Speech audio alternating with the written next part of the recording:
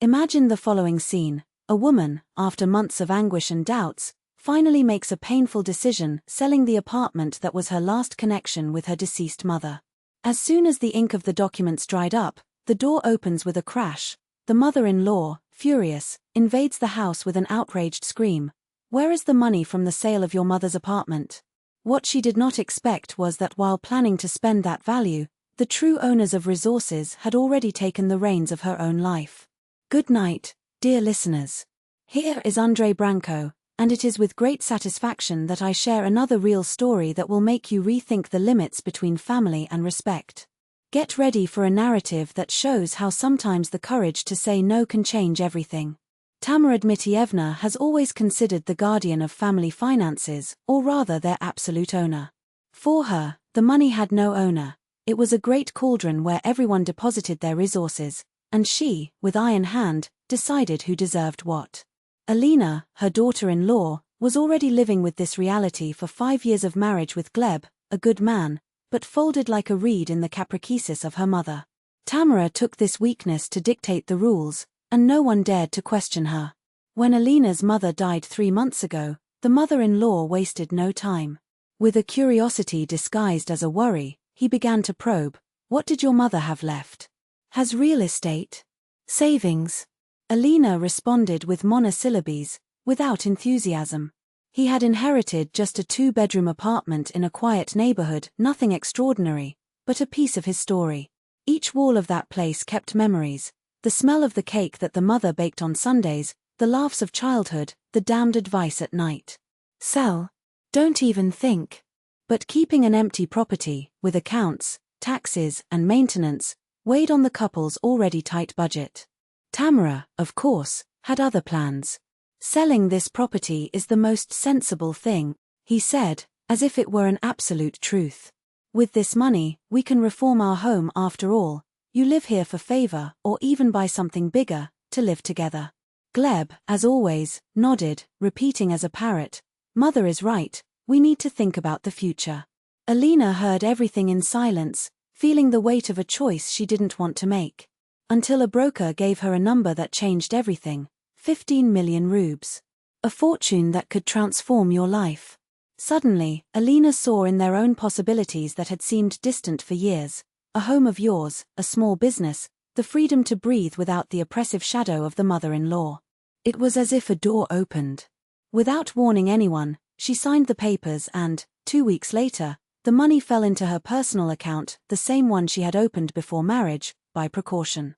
The next day, while drawing plans on the notebook, the tranquility was interrupted by a deafening noise. The door broke out, and there was Tamara, red with anger, with Gleb behind, hesitant and guilty. "Where is your mother's apartment money?" the mother-in-law shouted, without even greeting her. Alina lifted her eyes slowly. Then they had discovered. Probably Gleb had unintentionally heard a connection with the bank. It didn't matter how. Tamara didn't wait for answers. It started to raise, gesturing like a wound lioness. "How dare you decide alone? This money is from the family." Gleb beside him tried to mutter something, but his mother drowned him with his fury. "The 15 million already has destination," said Tamara, as if he were a verdict. "They go to Irina to open a beauty salon. She already has everything planned: place, equipment, even the name of the business. It's a safe investment." Irina, Tamara's youngest daughter, was the portrait of irresponsibility. At 30, she still lived at her mother's expense, jumping from one professional dream to another. "Sometimes I wanted to be styl, sometimes psychologist, sometimes coffee owners." No projects lasted, but the excuses and the money requests, these were constant. "She has talent," Tamara insisted. "A beauty salon is a guarantee of profit. Women will always want to take care of yourself. It's right money." Alina heard all that incredulous. They had decided everything without even consulting her. His heritage, his mourning, his choices, none of this mattered. "Gleb, explain to your wife how things work here," Tamara ordered, to turn to her son.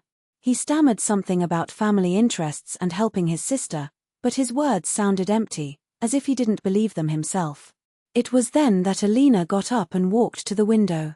Outside, The rain fell into grey curtains like silent tears. She thought of her mother, in the calloused work of work, in the nights in clear to pay every installment of that apartment, in the sacrifices to leave something to her daughter. And now they wanted to deliver everything to a spoiled daughter who never knew the value of the effort. Never. The word echoed in silence like a shot. Tamara widened her eyes, as if he had been slapped. What? You don't understand. This money is from the family. You don't have the right to dash. Yes, said Alina, calm, but firm. This money is mine. That apartment was my mother, left to me by inheritance. By law, it's mine and only mine. It has nothing to do with your budget. Glebe tried to interfere, babbling something about union and joint decisions. Alina turned to him, with a look that he had never seen before.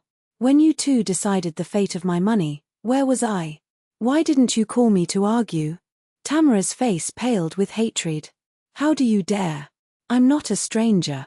I'm your husband's mother. Family doesn't act like that. Family, repeated Alina, with a bitter smile. What an interesting family is this, where the mother-in-law thinks she can have her daughter-in-law as her own. Where does her husband not have the courage to defend his wife? Don't be selfish, shouted Tamara. Irina needs this money. It is in a difficult situation. And not me. Alina countered, with a dry laugh. You don't even know what my dreams are, my needs. He never asked. He never cared. The silence that followed was heavy. Tamara breathed breathlessly. Glebe looked at the ground, embarrassed. Alina, for the first time in years, felt something new. It was not anger, it was not fear. It was relief. Finally, she had recovered control over her own life. And no strength in the world would make her back. Plans? Tamara Dmitrievna ruled out the question with a discharge. You're still young, you don't understand anything about life. Already Irina is an adult woman, with experience, head in place. Experience? Repeated Alina, with a smile that didn't come to the eyes. Experience in failures? Experience in abandoning everything in half? Or experience in asking mommy for money when things go wrong? Tamara Dmitrievna rose from a jump, her face contouring by the fury. How dare you talk about my daughter like this? She is talented, intelligent, while you are just an ungrateful selfish. The word echoed in Alina's mind as a trigger. Selfish is me, he agreed, the cold voice like steel. And what are you, then? People who want to mess with the money of others without even asking. People who think the dreams of others are worth less than the whims of a spoiled daughter.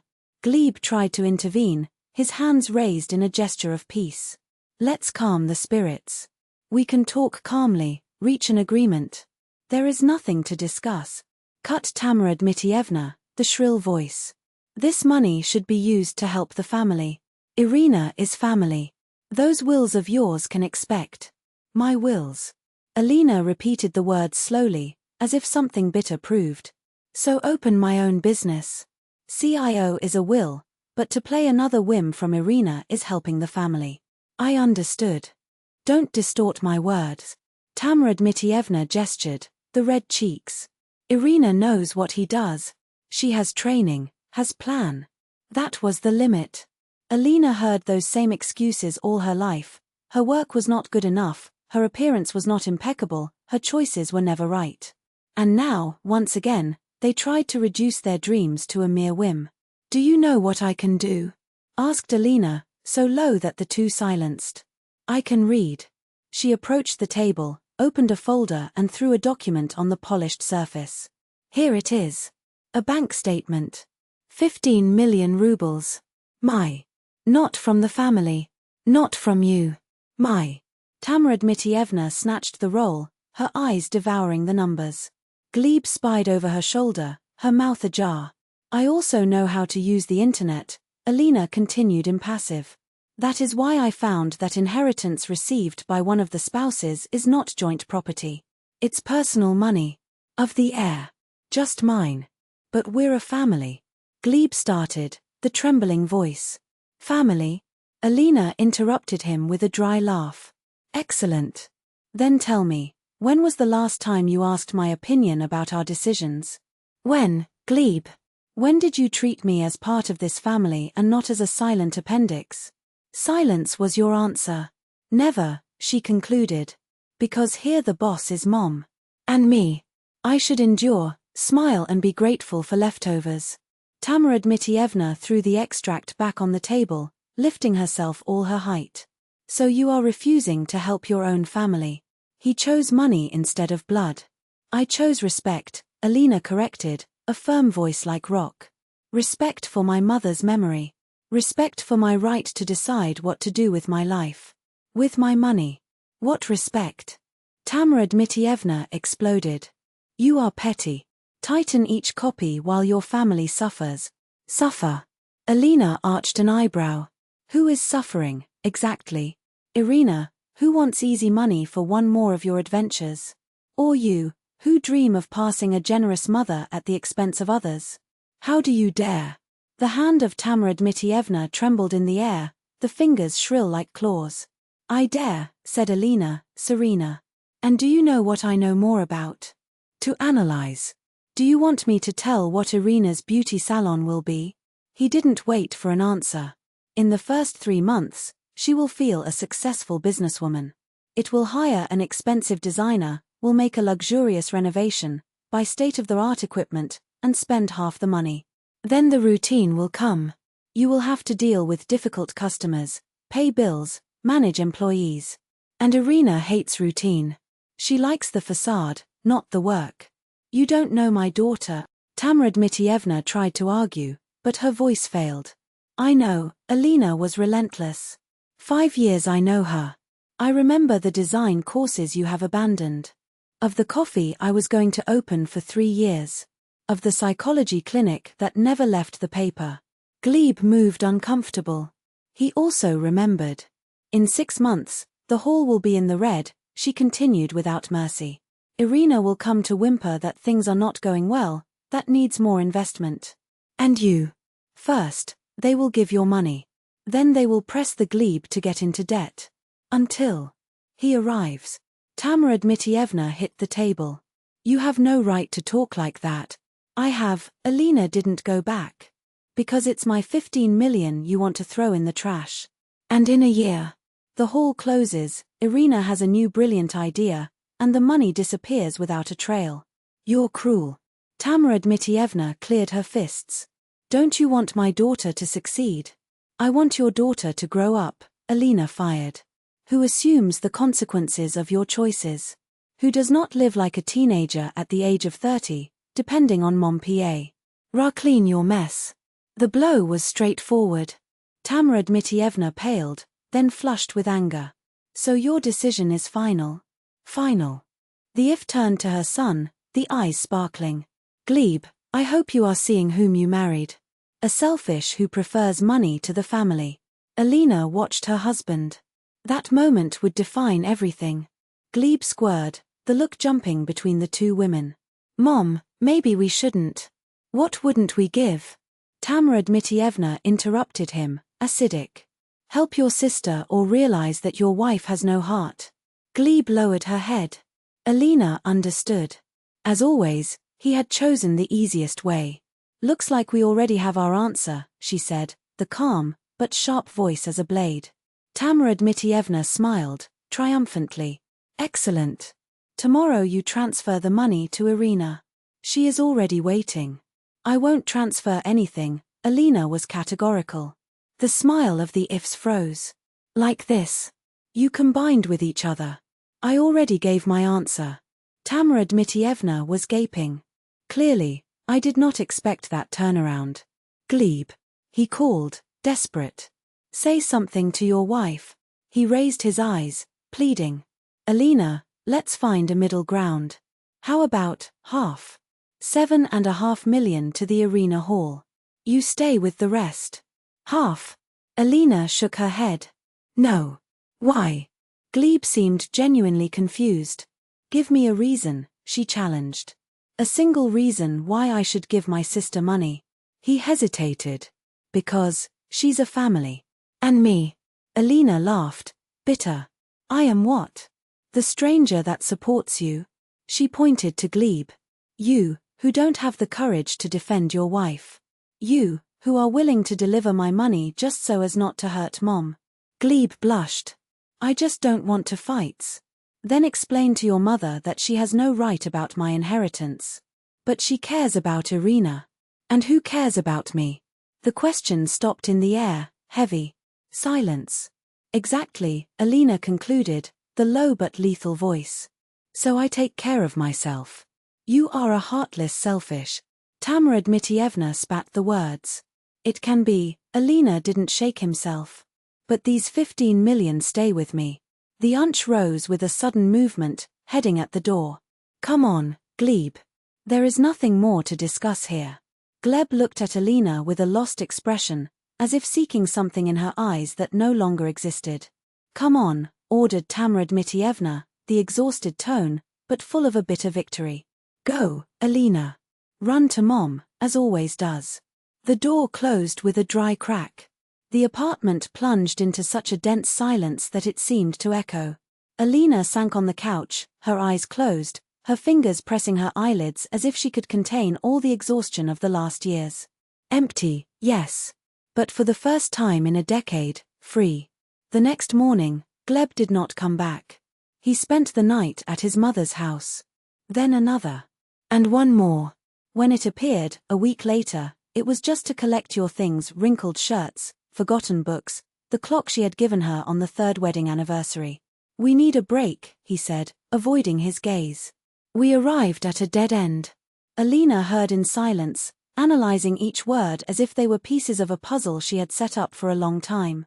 It's the end, he thought. And strangely it didn't hurt. Too bad, he murmured, when he stuck the last shirt in his suitcase. There is still time to fix, Gleb insisted, the trembling voice of a hope that sounded false to him.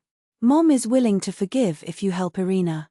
Alina smiled, a slow, almost affectionate gesture, as if looking at a boy who still believed in fairy tales. Tell your mother that I am also willing to forgive. But the 15 million stay with me. The door knocked. This time, forever.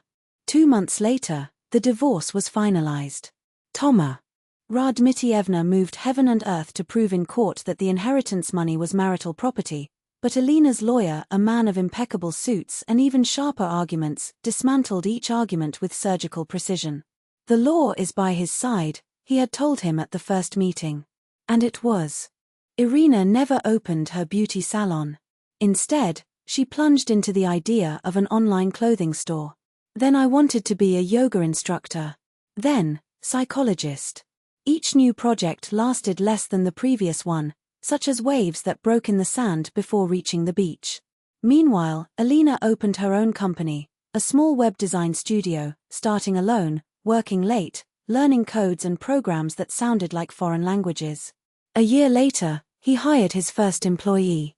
2 years later, he moved to a larger office with large windows and natural light, the kind of place that made customers feel they were investing in something serious. Sometimes he crossed with Gleb on the street. He looked older, his shoulders bent, the deep dark circles. He married again, but that marriage also lasted less than a Russian summer. Tamara Dmitrievna, of course, fought with new Nora even faster than with Alina.